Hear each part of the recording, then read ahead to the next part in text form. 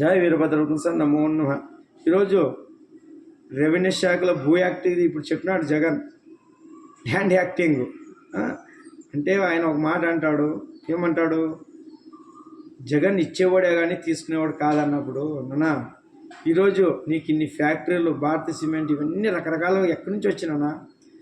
మీ తాతల నుంచి తీసుకో, ఒకసారి చరిత్ర తీసుకోండి. మీ చరిత్ర ఏమి, మీ తాత చరిత్ర ఏమి, మీ ముత్తాత చరిత్ర ఏమి, మీ నాన్నదేమి, వీళ్ళందరూ చరిత్రలు తీసుకుంటే అసలు నిజాలు తెలుస్తాయి. ఇది బాధపడకూడదు నాన్న, వాస్తవాలు చెప్పడానికి వచ్చినాడు వీరభద్రుడు. తర్వాత ఇప్పుడు చంద్రబాబు తీసుకోండి, ఖర్జూర నాయుడు తీసుకోండి, ఆయన వంశంలో ఎన్ని ఉన్నాయి వాళ్ళ చరిత్ర అంతా తీయండి. తర్వాత ఈయనలోది చరిత్ర వ్యక్తిగతంగా తీసుకోండి, ఈయనది తీసుకోండి. అప్పుడు ఆలోచించండి ప్రజలు. ఈరోజు పోలవరం కంప్లీట్ కావడానికి కారణం ఎవరు? 2019 వరకు గట్టి ప్రయత్నం చేసినా చంద్రబాబు గారు 70%, 72% చేసినా ఆపింది మనోళ్ళే, మన ఆంధ్రప్రదేశ్ వాళ్ళే.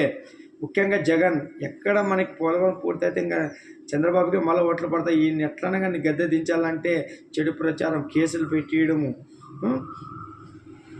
ఇవన్నీ. తర్వాత బీజేపీలో కొంతమంది కోవట్టులు, వాళ్ళందరూ పోయి చాడీలు చెప్పి కేంద్రంతో వ్యతిరేకం చేపించి చంద్రబాబుని రెచ్చగొట్టి, నువ్వు ఫస్ట్ ప్రత్యేక హోదా అడిగితే కేంద్రం సాధ్యం కాదనింది. ఎందుకనింది? అన్ని రాష్ట్రాలకి ఇచ్చే పరిస్థితి, కొన్ని రాష్ట్రాలు మళ్ళీ పెండింగ్ ఉండే అన్నీ తీసుకున్నందుకే ప్రత్యేక హోదా ఏము ప్యాకేజ్ అని ఇవ్వండి అంటే దానికి ఒప్పుకున్నందుకు ఎన్ని రకాల అవమానం చేసినారంటే చంద్రబాబుని రకరకాల అవమానం చేశారు. ఈ పొద్దు జగన్ గారు మళ్ళీ ఈ పొద్దు హోదా అడుగురు, ప్యాకేజ్ అడుగురు, పోలవరం అడుగురు, ఏది అడుగురు.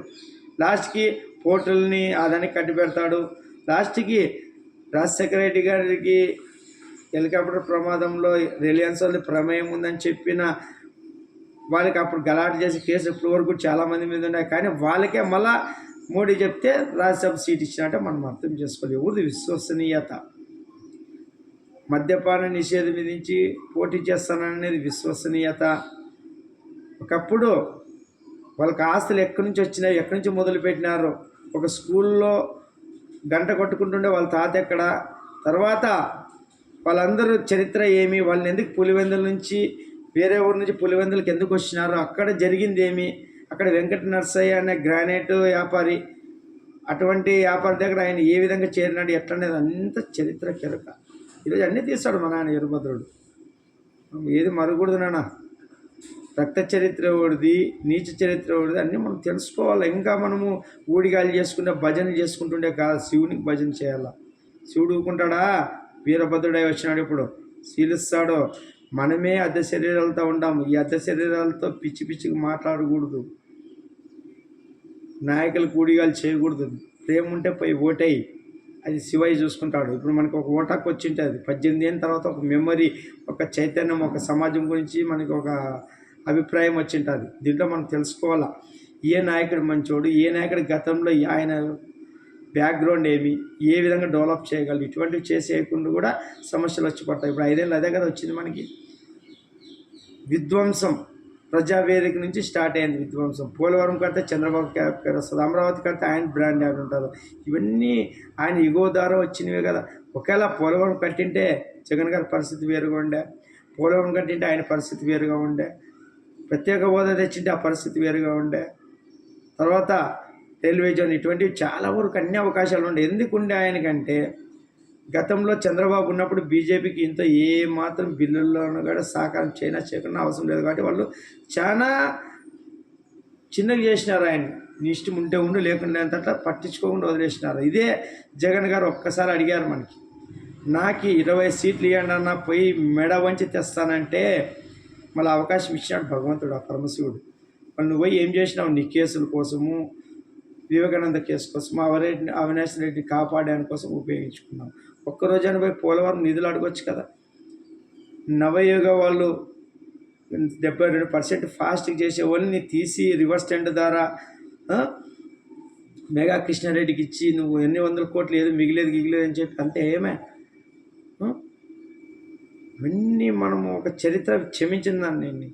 ఎందుకంటే మీరు చేసిందంతా విధ్వంసమే. మీరేది అన్నీ నాశనం చేసినారు. లాస్ట్కి అమరావతిలో భ్రమరావతి అని చెప్పి కమ్మరాజ్యాన్ని వచ్చి ముద్ర వేసి అందరి నోళ్ళలో నాణ్యతట్లు చేసింది. ఇదంతా చెడు ప్రభావం అని మా నాయన వచ్చినాడు వీరభద్రుడు ఇప్పుడు చూపిస్తాడు. పోలవరం ఎట్లా కట్టిస్తాడో, అమరావతి ఎట్లా కట్టిస్తాడో అన్నీ ముందుకు తెలుస్తుంది. మనకు ఓటేసేటప్పుడు కూడా భగవంతుడు చెప్తాడు శివుడు, నీకు ఈ జీవితంలో ఏదో ఒక భాగము, నువ్వు ఎవరు ధర్మాన్ని పట్టుకుంటావు అధర్మం పట్టుకుంటావు అని కూడా మనకు ఒక పరీక్ష పెడతాడు పరమశివుడు. మనం ఏం చేయాలా? ఈ అంతర్ముఖంగా భగవంతుని ప్రార్థిస్తే అర్థమవుతుంది మన మేధాశక్తి. ఎవరు ధర్మాత్ముడు ఎవరు అధర్ముడు తెలుస్తుంది. కానీ మనం ఏం చేస్తాం? కులి పిచ్చి, మత పిచ్చి, ఒక అభిమానంతో నచ్చినా నచ్చకపోయినా మంచిగా మన పిచ్చి అభిమానం చేస్తాం. కానీ అడుగు శివకి మనం సమాధానం చెప్పాలి. తస్మాత్ జాగ్రత్త నాన్న. మనము పరమశివునికి దాసోహం.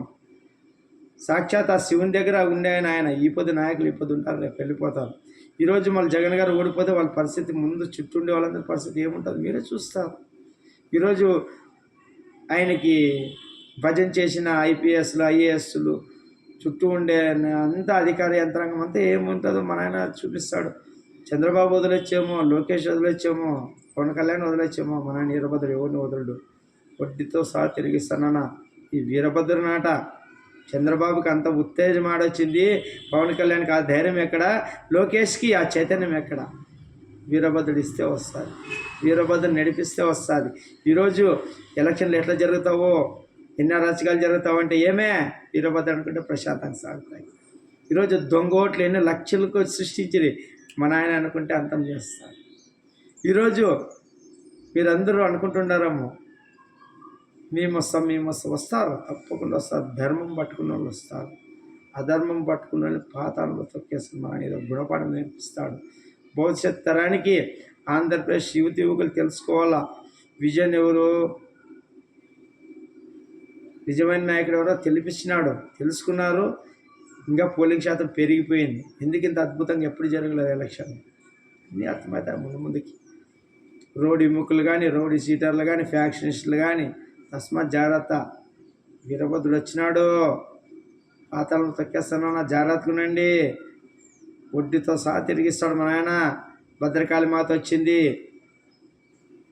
అందరు స్త్రీలు నన్ను గతి తప్పిన స్త్రీలు జాగ్రత్తగా అమ్మా.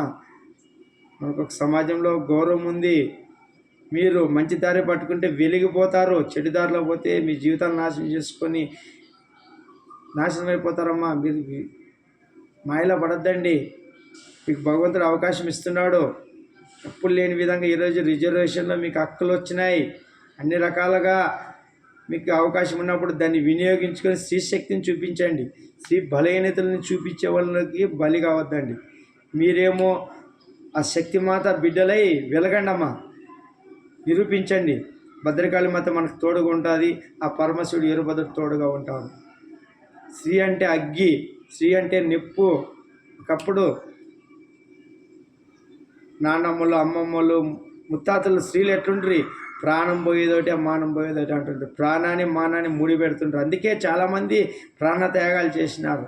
అటువంటి దాంట్లో పుట్టిన మనము ఈరోజు ఎంత దిగజారిపోతున్నారు కొంతమంది ఆలోచించండి. కాపాడుకోవడం కష్టం, పోగొట్టుకోవడం సులభం. తర్వాత ఎంత పశ్చాత్తాపన లాభం లేదు. ఒక్కసారి క్యారెట్ చెట్టుకున్న తర్వాత ఆలోచించండి. ఈ ప్రేమలు పెళ్ళిళ్ళు పక్క పెట్టండి. అది తల్లిదండ్రులు చూసుకుంటారు, వాళ్ళకి తెలుసు మీ జీవితం ఎట్లుంటుందో దిద్దేది. ఎందుకంటే ఆ బాధ మీ పిల్లలు పుట్టిన తర్వాత మీ పిల్లలు ఆ ప్రవర్తిస్తే ఆ బాధ చూసి తెలుస్తారు. అంతవరకు అర్థం కాదు మీకు. ధర్మ సిద్ధాంతం నడుస్తుంది. జాగ్రత్తగా అంటే యువకులు కానీ బాగా తెలుసుకున్నాను, మంచిగా వెళ్ళగండి. తప్పులు చేసింటే దాన్ని దిద్దుకొని ఇంకా పశ్చాత్తాపడి ముందుకి తప్పులు లేకుండా ప్రవర్తించండి. తప్పులు లేకుండా ముందుకు పోండి. భగవంతుడు అండగా ఉంటాడు. ధర్మం పక్క ఎప్పుడు భగవంతుడు అండగా ఉంటాడు. దుర్మార్గుల పాట సింహ స్వప్నమై వీరభద్రుడు ఉంటాడు. తస్మాత్ జాగ్రత్త. పాటలు సాగంగా వీరభద్రుడు వచ్చే టైం ఆసనమైంది. వచ్చేస్తున్నాడు మనలోనే కలిసి. ఈ రాజ్యపాలన ఎట్లా చేస్తాడో, ఈ భారతదేశం విశ్వగురువు చేస్తాడో చూస్తున్నాను. టైం దగ్గరలో ఉంది. జై వీరభద్రుడికి సన్నమన్న మరియు